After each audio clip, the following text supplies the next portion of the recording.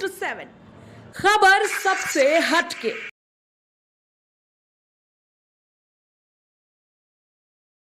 देख रहे हैं अंतर 24/7। तेजस्वी का दावा पर भड़के अशोक चौधरी। नियोजित शिक्षक के सवाल पर शिक्षा मंत्री देंगे जवाब। तेजस्वी ने 2 लाख नौकरी नहीं दी, नीतीश कुमार के नेतृत्व में हुआ सब कुछ। अशोक चौधरी ने जेडीयू विधायक के पुलिस शिकायत को लेकर कहा कि जो मामला है सबके सामने है। सीएम नीतीश कुमार ने जो घोषणा की उस पर अमल होगा। राजद के 3 विधायक को अपने पाले में लाने के सवाल पर कहा कि फ्लोर पर वो विधायक हम लोग के साथ आए थे, हम लोग ने किसी को बंधक नहीं किया था। सभी विधायक जिताऊ नेता के साथ रहना चाहते हैं। नीतीश कुमार पर सभी को भरोसा है कि लोकसभा में 40 और विधानसभा में 200 से ज्यादा सीट जीतेंगे। और कहा जा रहा है कि जो भी है उसमें कार्रवाई सख्त होगी। सर इधर भी नहीं, ठीक है। अब तो सब तो जांच का विषय है ना। मान लीजिए कंप्लेन हुआ है, जो लोग किया गया है। देखिए, हम लोग तो अपने, हमारे पास बहुमत था, सब जानते हैं हमारे पास बहुमत है भी, हम लोगों ने बहुमत सिद्ध किया है, बहुमत से ज़्यादा नंबर हमारे पास है। तो जो लोग हमारे बहुमत को तोड़ करके और हमें डिस्टैब्लिश करना चाहते थे, उन लोगों ने कुछ किया है। हम लोगों ने तो अपने विधायकों को रिटेन किया, जो उनकी शिकायतें थे जो, और इस बीच क्या हुआ है, क्यों ऐसा हुआ, उसके लिए कुछ लोगों ने कंप्लेन किया है, जो जानकारी प्राप्त हुई अखबारों के माध्यम से, तो उसकी जांच होगी। आप लोगों ने भी तो 3 उनके विधायक को अपने पाले में देखिए, हमारे यहाँ जो विधायक आए वो फ्लोर पर क्रॉस किए हैं।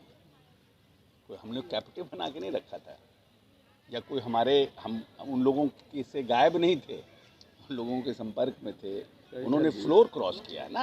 और लोग भी हैं क्या संपर्क में सर, जो चाहना चाहते हैं? बात आ रही है खरीदने 5-5 करोड़ देने का बात, वो सब तो जांच का विषय है, हम लोग जानते नहीं। सर, ऐसा लगता है कि नाराजगी महागठबंधन के विधायकों में और ज़्यादा है, और लोग भी हैं जो नीतीश कुमार पे विश्वास जताना देखिए, चाहते हैं। ऐसा है कि सार्वजनिक जीवन में, राजनीतिक जीवन में जो व्यक्ति जिताऊ होता है, जिसके प्रति लोगों का स्नेह और प्यार होता है, उसके प्रति उनके बातों पर लोग उनके समर्थन में आते हैं।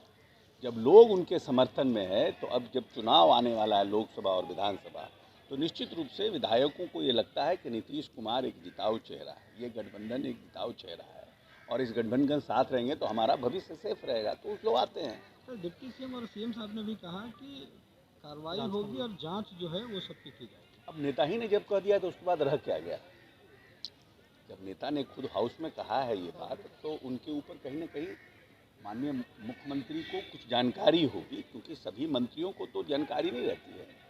तो माननीय मुख्यमंत्री को कोई जानकारी होगी, और उस जानकारी के बिना पर उन्होंने ये बयान दिया, तो जांच होगी। बीजेपी की ओर से नंदकिशोर यादव अध्यक्ष बनाए गए हैं, अध्यक्ष के उम्मीदवार बनाए गए हैं आज उन्होंने। तो नंदकिशोर यादव जी का लंबा संसदीय जीवन रहा है, और लंबे समय से उन्होंने कार्यपालिका के रूप में, मंत्री के रूप में भी उन्होंने भूमिका का निर्वहन किया है, और लंबे समय से बिहार विधानसभा के सदस्य रहे हैं।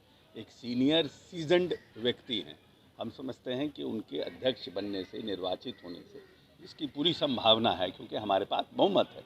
एक स्वस्थ परंपरा की शुरुआत होगी, और एक नए तरीके से विधानसभा के सत्र को और विधानसभा को चलाने में उन्होंने अपनी महती भूमिका का निर्वहन करेंगे। मंत्रिपरिषद का विस्तार को लेकर क्या कुछ रणनीति अब सरकार? ये तो मुख्यमंत्री का प्रोग्रेटिव है ना, ये तो मुख्यमंत्री जानते हैं।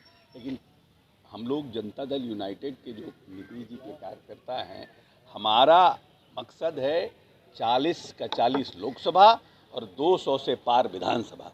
ये हमारा है, हम लोग उस पर काम करने। मंत्री किसको बनाना है, नहीं बनाना है, ये तो माननीय मुख्यमंत्री का प्रोग्रेटिव है ना। उसकी ना हमें जानकारी रहती है, ना उसकी कौन क्या हो रहा है उसके, हम लोगों को तो मुख्यमंत्री इसका जवाब दे पाएंगे। आज नए सरकार का पहला बजट है सर, बजट को लेकर के क्या उम्मीदें और क्या कुछ नया खास? देखिए, जो आर्थिक सर्वेक्षण कल पेश हुआ है, उस आर्थिक सर्वेक्षण से ये बात स्पष्ट रूप से पता चलता है कि बिहार की जो सरकार है वो आर्थिक रूप से सशक्त और मजबूत व्यवस्था के साथ आगे बढ़ रही है। हमारा ग्रोथ रेट भी आगे बढ़ा है।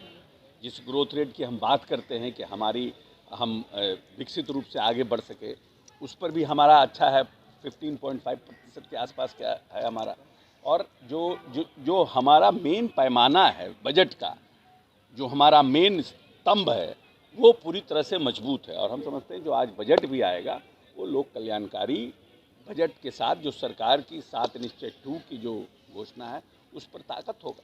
महागठबंधन की सरकार थी, 70 दिनों में 2 लाख से अधिक लोगों को रोजगार मिला था। 70 दिनों में 2 लाख से अधिक और उसके पहले जो मिला उसका याद नहीं है आपको? जो कल कहे विजय चौधरी जी 2005 के बाद, उसको भी तो याद कीजिए। 70 दिन कहाँ से ले आते हैं? नहीं, ये तेजस्वी यादव ने कहा कि 70 तो दिनों आप में तेजस्वी यादव के स्पोक्स पर्सन हैं कि आप 70 दिन बोलते हैं? सरकार ने नौकरी देती है।